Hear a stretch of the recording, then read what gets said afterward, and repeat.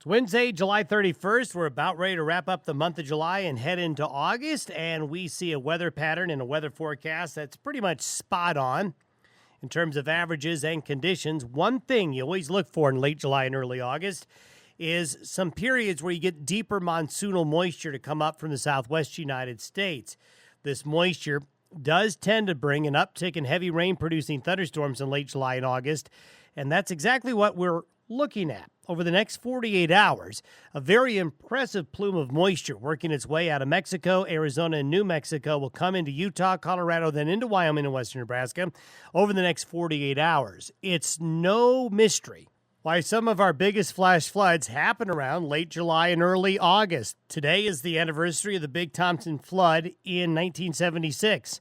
August 1st is the anniversary of the Cheyenne 1985 flood.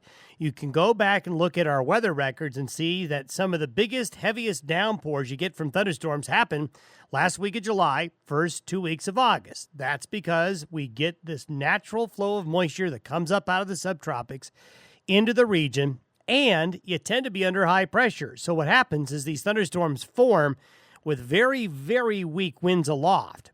So they don't move very fast. So you have basically subtropical air, slow-moving jet stream winds. That adds up to slow-moving, heavy rain-producing thunderstorms.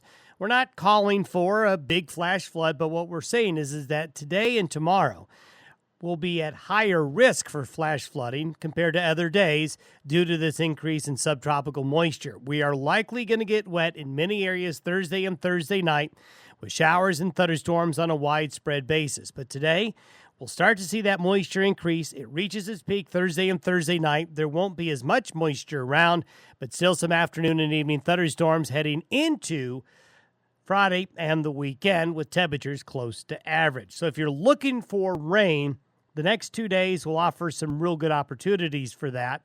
And we do see a pattern for the first 2 weeks of August where there's going to be more of these monsoonal surges coming. So we're going to be off and on looking at some good rain-producing thunderstorms here across Wyoming, Colorado, western Nebraska. Thanks for listening to the Day Weather Podcast. Have a great Wednesday. We'll talk to you tomorrow, August 1st.